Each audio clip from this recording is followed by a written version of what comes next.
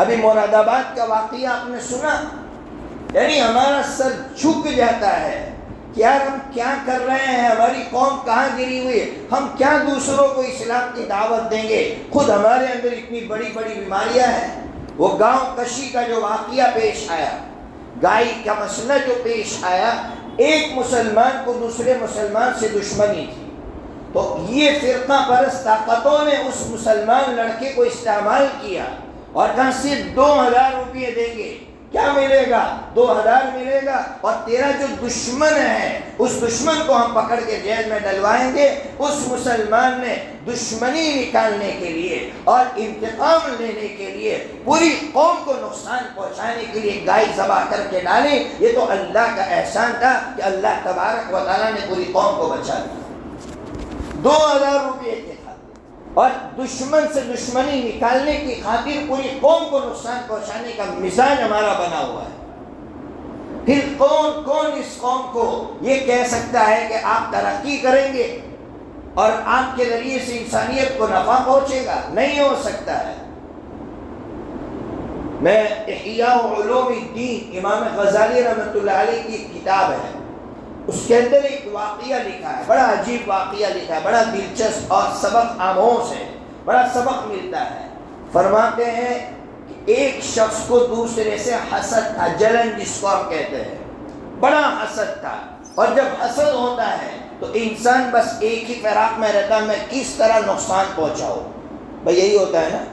تو حسد والے کو جو ہے ایک ہی جو ہے وہ فراق میں رہتا ہے کہ میں اس سے کب بدلا لوں اور اس کو کس طرح نیچا بتاؤ، ذلیل کرو۔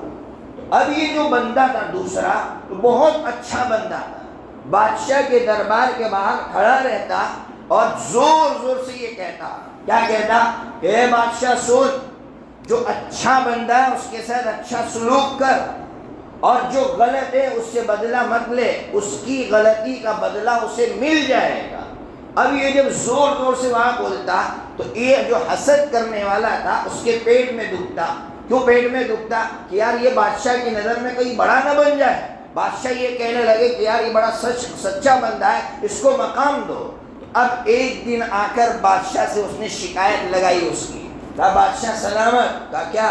کہا یہ آپ سے نفرت کرتا ہے، نفرت ہی نہیں بلکہ یہ پبلک میں آ کر یہ کہتا ہے کہ بادشاہ کے منہ میں سے بدبو آتی ہے۔ میں نے آپ کو حوالہ دیا امام غزالی رحمۃ اللہ علیہ کی احیاء علوم الدین کا کہ بادشاہ کے منہ سے بدبو آتی ہے۔ بادشاہ سمجھدار تھا، بادشاہ نے اس کی بات سن کے فیصلہ نہیں کیا ہماری طرح کہ اس نے کچھ کہا سن لیا، بادشاہ نے کہا ٹھیک ہے تم جاؤ۔ اب بادشاہ نے اس سے کہا کہ کل 10 بجے میرے دربار میں حاضر ہو جانا۔ وہ جو بندہ باہر کھڑے رہ کے زور زور سے بولتا تھا اس سے کہا کہ میرے دربار میں حاضر ہونا۔ اب یہ جو تھا نا جس کو حسد تھا، اس کو پتا چلا کہ 10 بجے دربار میں بلایا، اس نے اپنے گھر ناشتے پہ بلایا، اور ناشتے پہ بلایا تو اس نے ایسی چیزیں کھلائی جس سے منہ سے بدبو آ گئی۔ اب یہ شخص جو ہے اچھا بندہ بادشاہ کے دربار میں پہنچا، اور بادشاہ کے دربار میں جب پہنچا تو اپنے منہ پہ ہاتھ رکھنے لگا۔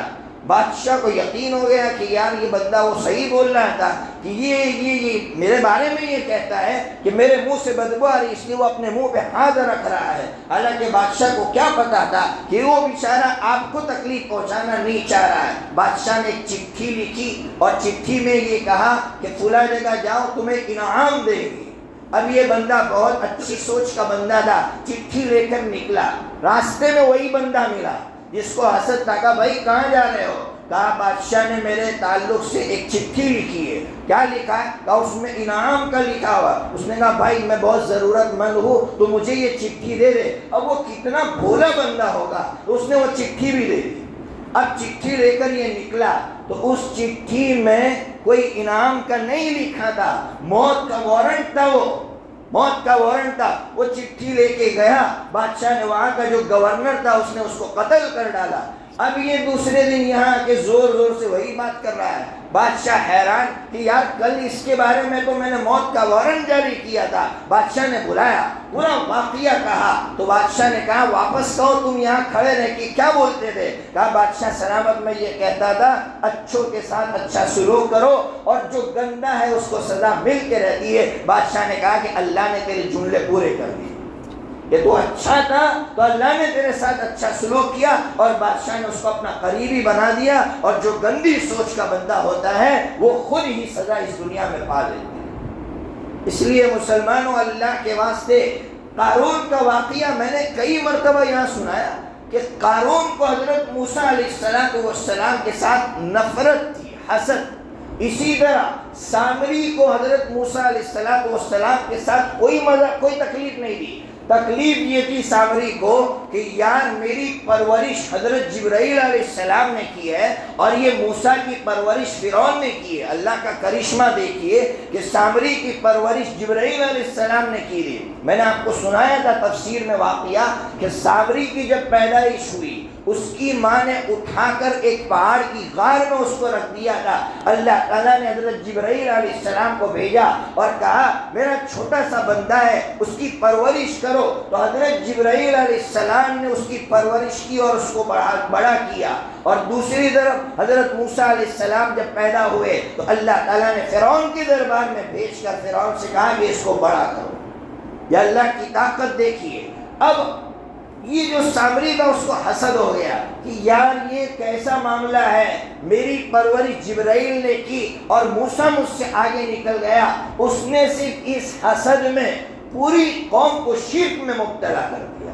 اس نے بچڑا بنایا اور بچڑا بنانے کے بعد پوری قوم سے کہا کہ اس کی پوجا کرو، اس کی عبادت کرو۔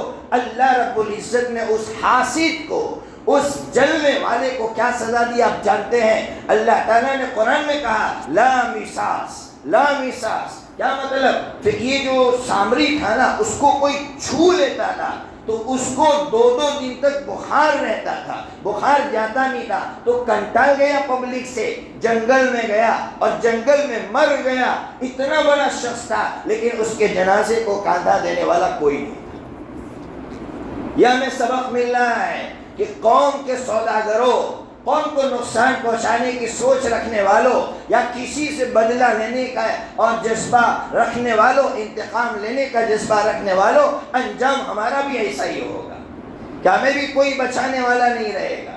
اس لیے اچھی سوچ کے ساتھ ہم جیے۔